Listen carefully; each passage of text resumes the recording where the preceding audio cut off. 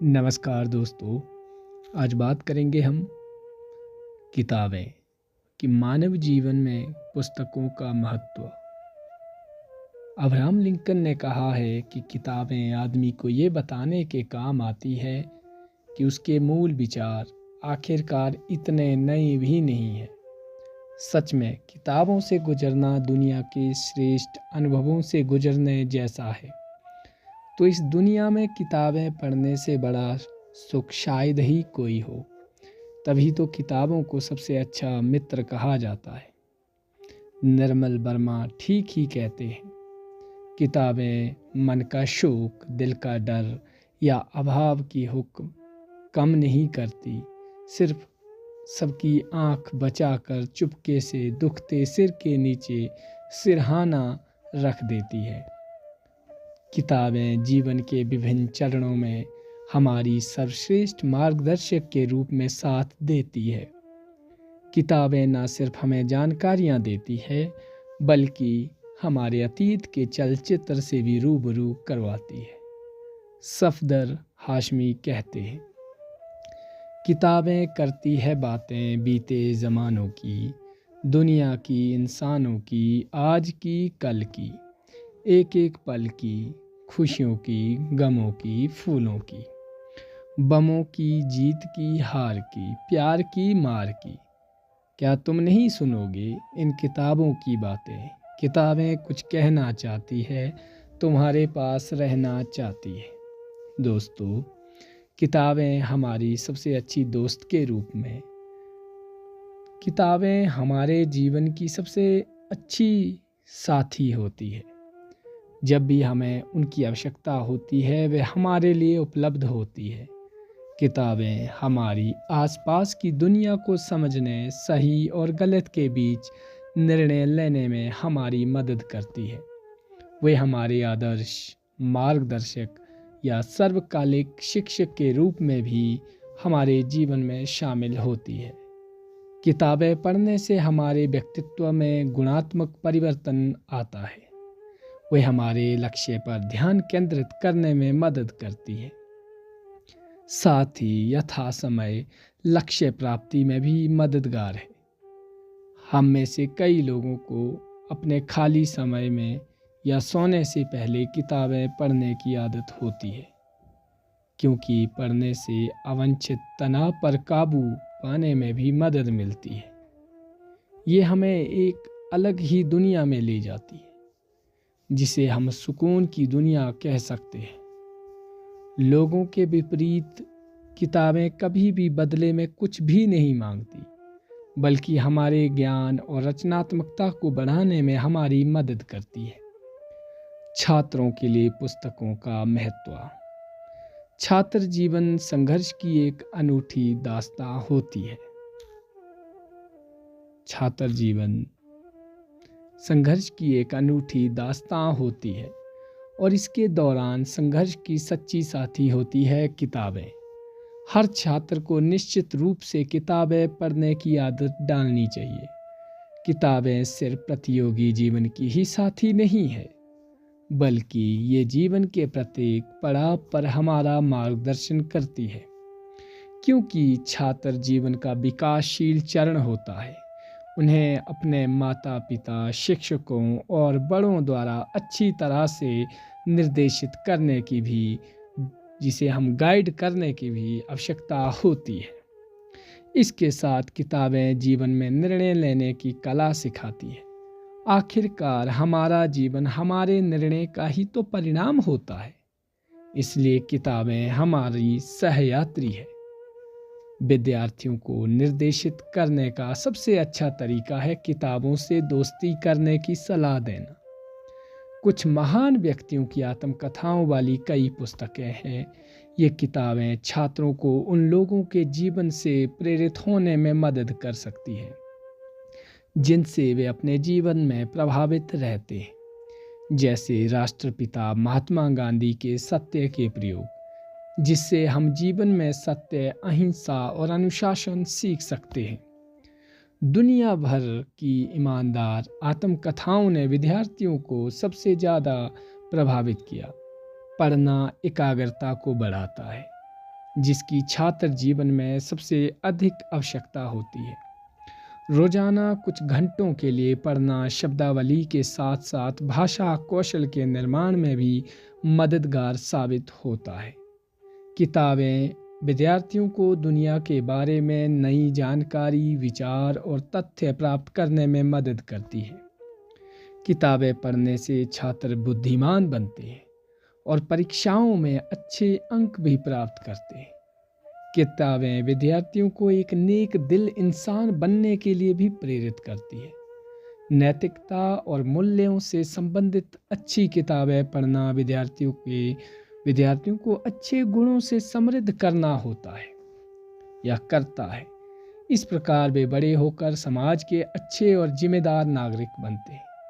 किताब पढ़ना फिल्म देखने से कई गुना बेहतर है। और क्यों है? फिल्में देखना अपना मनोरंजन करने का एक बेहतर माध्यम है।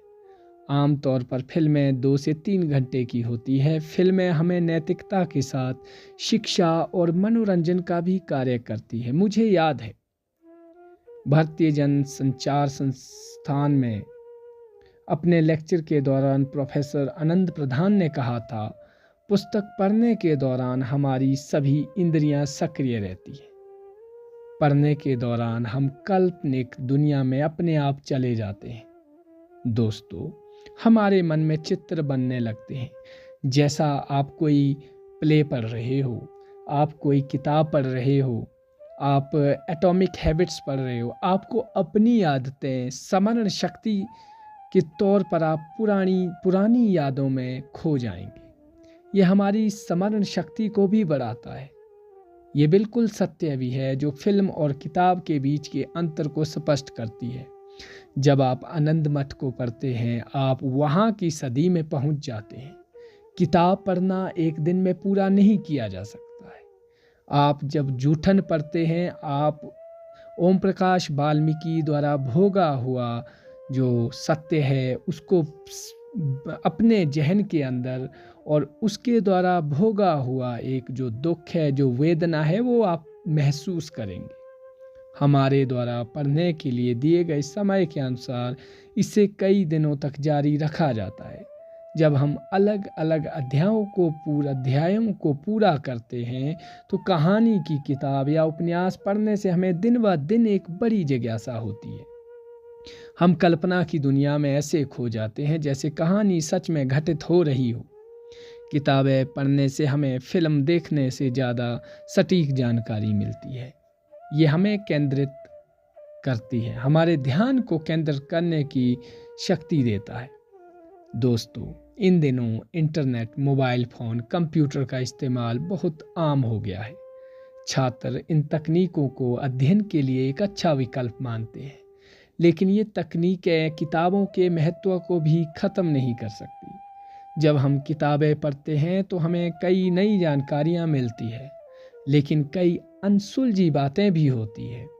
इन सवालों का जवाब पाने के लिए हमें और अध्ययन करना होगा। इससे छात्रों में पढ़ने और खोजने की क्षमता बढ़ती है।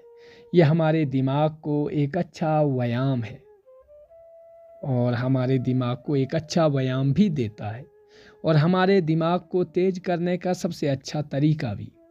अगर हम इंटरनेट की बात करें तो हमें इस प्रकार का लाभ नहीं देता है, क्योंकि वहाँ पर सारी जानकारी पहले से ही उपलब्ध होती है। इस प्रकार कहा जा सकता है कि हमारी प्रभावकारिता और क्षमता को क्षरित करता है। जो आज के दौर में किताबों को सिर्फ खोलने और पढ़ने की आवश्यकता नहीं होती है, लेकिन किताबें हमारे लिए कहीं भी किसी भी समय उपलब्ध नहीं होती है। हमें किताबों को इकट्ठा करना पड़ता है, लेकिन इंटरनेट को संचालित करने के लिए डेटा और ऊर्जा की आवश्यकता होती है। अगर आपके पास किताबें और उसे पढ़ने की जब भी समय होता है तो आप उसे किसी भी समय उपलब्ध कर सकते हैं। इसलिए कहा जाता है कि इंटरनेट सीखने का एक अच्छा माध्यम है, लेकिन किताबों को पढ़ने पर इसे कभी भी तरजीह नहीं दी जा सकती है। दोस्तों, लोगों को इंटरनेट का प्रयोग करके ई पुस्तकें डाउनलोड करके सूचना प्राप्त करना आसान लगता है। मेरे हिसाब से ई बुक्स को पढ़ना उतना आसान नहीं है जितना कि किताबों को पढ़ना। इसे कहीं भी डाउनलोड किए जाने पर स्मार्टफोन या कंप्यूटर के निरंतर उपयोग की आवश्यकता होती है। इन उपकरणों को केवल चार्जिंग और इंटरनेट कनेक्शन द्वारा संचालित किया जा सकता है। डिस्चार्ज होने पर ये काम नहीं करेंगे। ये शर्त मैनुअल रूप से किताबें पढ़ने पर लागू नहीं होती है। हम किसी भी समय किताब पढ़ सकते हैं और इसमें कुछ भी खर्च नहीं होता है। सबसे महत्वपूर्ण है महसूस होना। किताबों के छूने का सुख ई बुक्स कभी नहीं दे सकता।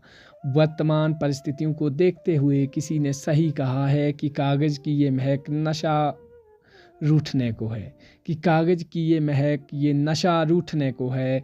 किताबों से इश्क करने की ये आखिरी सदी है। आज भी एक गंभीर पाठक हार्ड कॉपी पुस्तक को ज़्यादा तरजीह देता है, ना कि आभासी अक्षरों वाली ई बुक्स को। हम निष्कर्ष रूप में हम कह सकते हैं कि मानव के व्यक्तित्व के विकास के लिए अध्ययन से श्रेष्ठ विकल्प कोई नहीं है। इसलिए किताबें मानव की सबसे अच्छी दोस्त हैं, जो सदैव में सिर्फ परत दर परत जीवन के उतार चढ़ाव से इसे परिचित कराती है, बल्कि हर मुश्किल वक्त में एक दोस्त की भांति मनुष्य का साथ देती है। जी हाँ दोस्तों, आज के इस हमारे इस चर्चा में कि किताबें पढ़ना क्यों ज़रूरी है, मेरे साथ इतना ही। उम्मीद करता हूँ कि आपको ये जानकारी या मेरी बात जो भी थी आपके जहन में ज़रूर घुसी होगी, ज़रूर आपके दिमाग को ये झकझोर किया होगा कि आज के समय में किताबें पढ़ना क्यों ज़रूरी है। धन्यवाद, नमस्कार, फिर मिलेंगे। जय हिंद, जय भारत।